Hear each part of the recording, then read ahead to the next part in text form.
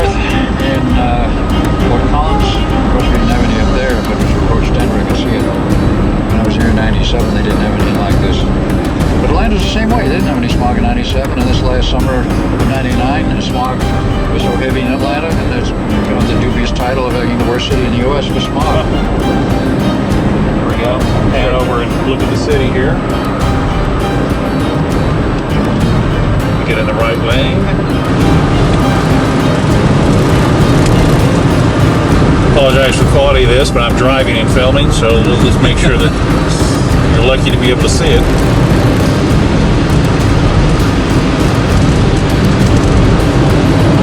We're just archiving that we are here in Denver at this time, and Al is in the car, and that's the whole purpose of this little bit of film here. There's downtown Denver.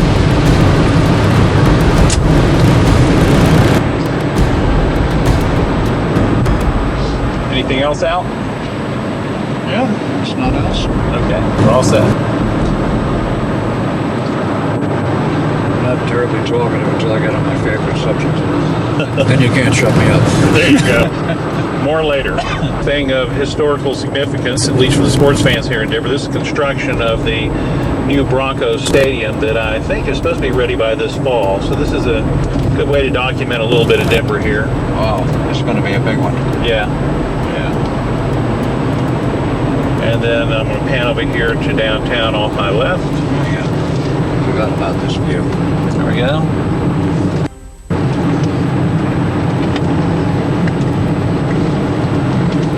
And back to the traffic.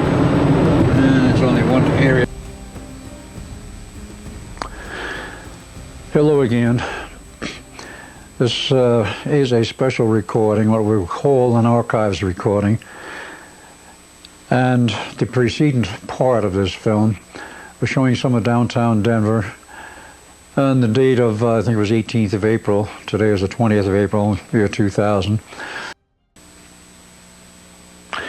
The final subject I wish to broach in this presentation and archive, whatever you wish to call it, is the subject of mind control.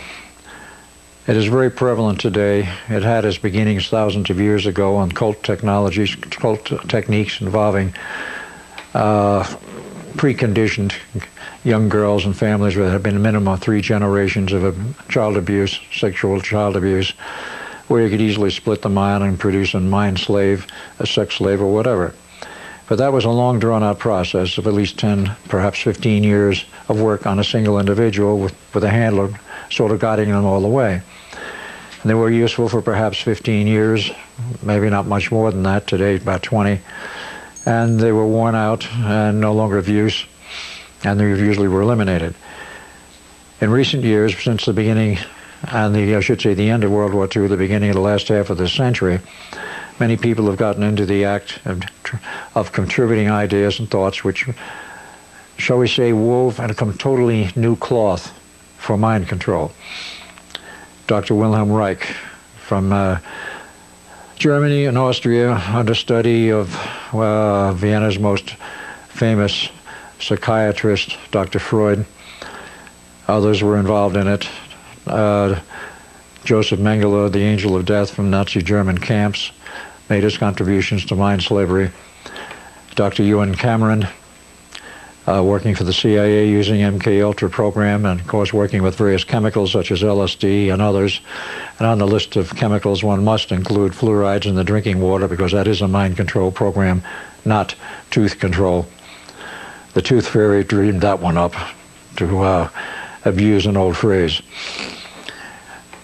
That has been prevalent since World War II in the slave labor camps of Germany, then in the slave labor camps of Russia, admitted to by Russian generals, to one of the people involved with selling surplus fluorides by the thousands of tons to the Russians for use, as they themselves stated, to keep the slaves docile in the camps.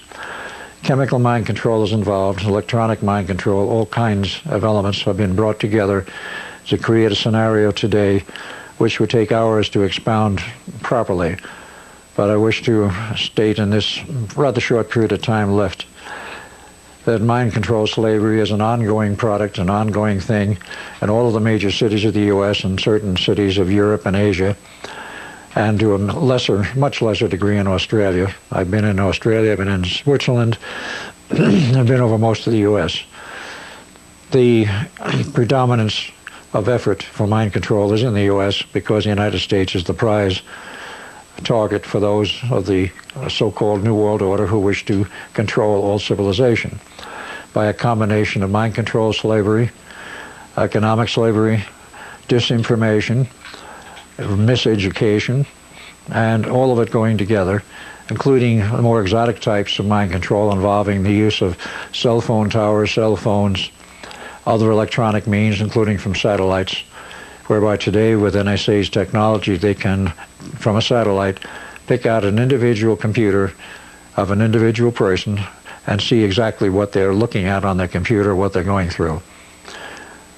It's a rather horrendous idea, even more horrendous in its applications, becoming more universal, primarily aimed at the big cities because the urban populations are the ones that have the clout, that do the manufacturing, who control most of the economics. Those people living alone or semi-alone in the back hills are not concerned about it, so they're not considered personnel who can exert much influence one way or the other in the terms of policy or world history. But I want to show only a handful of documents here which deal with the subject. Much of this information comes from outside the U.S., from a magazine called Nexus, published in Australia. And what they have done in the last 2.5 years, excuse me, in showing information by various reporters is quite interesting. This is one which I want to put on the record. As I say, there are many more. I don't have time to show them all. Again, showing the problems of mind control slavery connected with the New World Order, and mentioning, of course, the overhead top-level mind control program, Project Monarch. That covers both the old child abuse slavery systems as well as the electronic, and the Montauk Boys. The Montauk Boys should be mentioned in passing, of course. Again, that program is very insidious. It started in 1976, and it's still ongoing to this day in the U.S. and elsewhere. Has turned out approximately 10 million Montauk Boys. That is my information and my data because I worked on the program for 3 years as one of the people working at Montauk Point. And the program in 1981 was moved off of Montauk Point to 6 locations in Long Island and principal locations throughout the United States and all the major cities, including Atlanta, Georgia, which I currently call home. Very, very heavy there in all phases. And it can be seen in terms of its effects on people who are quite unaware of what is happening. If you are a careful observer, you will see the degradation of sensory awareness, the degradation in performance, the degradation in spontaneity of people, of friendliness, of nearly everything. And the auto rage, the car rage is getting worse. And they use all forms in Atlanta. But this is only one side of the problem. It's not just in the United States alone. We have another nice little program here which I want to show. And that, of course, is one that's involving the Navy and, to some extent, NSA to a greater extent. It's currently a well-known program, Echelon. And it's important because they are spying on every country in the world, on their most secure systems. The National Security Agency likes to know what's going on. Well, there's a lawsuit in preparation now in the European Union against NSA. It hasn't come to pass yet. And I don't know when it will in the future, perhaps in the next few months, next year, against NSA for their spying on all of their internal, most secure systems in Britain, France, Germany, wherever. And they're not exactly pleased by it. And I can't say I exactly blame them. But this is one aspect of mind control in terms of the political aspect, the political clout of having the proper information. And I might add, information, whether it's proper or not. They insist on having it. Some time ago, a gentleman by the name of Michael Powers produced a book or booklet entitled Global Electronic Mind Control. It's out of print, disappeared, and I happened to get a copy from somebody, and I've reproduced it since. Nobody knows what happened to Michael Powers or his organization. He produced 6 monographs like this one, the last one dealing with the production of clones, and that may be the one that did him in. But I only say that because I don't know whether that is a fact or not, but I imply that that's probably what happened. But there is information out there, and speaking of this time and era, the last few years, the last 2 years is quite heavy. And of course, this raises the question, what do you do to stop it? What do you do to get out from under it? Again, the topic is vast, but I do want to give some information. And of course, anyone, as I have made this information public in any case, anyone who wants to contact me about it can.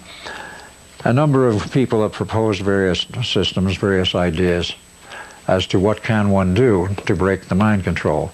First of all, you have to understand what it is. First thing that happens with a victim, whether it's male or female, but primarily in the Montauk Boys program, is just males until the most recent phase of it. You have to have the person's right and left brain lobes, which normally function in a synchronized manner, broken in terms of the synchronicity of operation. When that is done, then you can easily develop a person as either predominantly right-brained or left-brained. Left-brained meaning the analytical type, the engineer, the scientist. Right-brained meaning the metaphysician, the spiritualist, the one who pursues more exotic aspects of civilization and society, and not the hardcore analytic type and the hardcore documentary type, but someone who is perhaps more speculative, more into the feelings and the sensitivity. Once you break that synchronization, you can produce right or left-handed, right-brained or left-brained, right-handed or left-handed as you wish, change their sexuality. A male can be made homosexual or heterosexual, and the female either way, as they may choose, those who do this program. And in the research I've done over 5 years or more on the Montauk Boys program, some very startling information has come to light since 1998, wherein the Air Force broke into some of the underground bases on Long Island, took all the documents and dossiers and personnel, and through various channels started investigating who's really running this program. What we found out at that point was rather startling. We always assumed it was a government program. It is not. It's privately run. Started by the Germans, but taken over by others, or perhaps the Germans were being controlled and steered in this manufacturing of this program. And it appears that this is a program which is involving religious groups, ones who would never suspect, such as the Knights of Malta,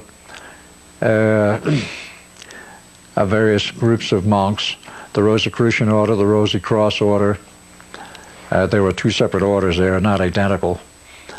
By implication, possibly the Masonic Order. I'm not saying that as a fact. I'm saying by implication they may be involved. And an planet group appears to be involved in the background. This may not be Alpha Centauri, I've already mentioned. It may be some other group. But what do you do once a person is programmed to break it? Left alone long enough, the individual will eventually come out of it because the buried information in the subconscious will eventually surface. That could take a lifetime. In the case of very high IQ people, it takes perhaps 2 or 3 years. That's still a fairly long time. A group came into existence about 1990, shall we say, formed by Dr. Virgil Crane out of Dallas, Texas, resurrecting some old technology, which goes back, again, some thousands of years, and involving a particular form of manipulation of the neck, which is not chiropractic, but is what is called alphabiotic metaphysics. And this is the cover sheet of a, shall we say, a brochure dealing with the history of this process, how it affects the brain, why the brain must function as a unified left and right lobe system, completely synchronized. In order to think clearly, you have to have 2 approaches to whatever information comes into your head via whatever source. You'll be able to analyze it both analytically and in terms of sensitivity and feeling. With the 2 separate brain lobes, if they're totally synchronized, will do this automatically, and you'll get a much better perspective of whatever information comes into you, what it means to you, whether it's safe or not safe, etc. And if you have been programmed, will break the back of the programming. That does not mean you will immediately get back all of your memories. It means that you are no longer controllable as long as you maintain the synchronized state. And the practitioners, which are all over the world now, some 100, and perhaps more now, are set up for just this process, and I might add most hopefully, and most happily, it takes one adjustment of about 15 minutes on a person where there's not been actual physical brain damage, where the brain is physically normal, to reorient, resynchronize the right and left brain lobes. And believe me, in 15 minutes of one treatment, that is almost a miracle. I went through it once to see whether it had any effect on me, because I had already achieved synchronicity.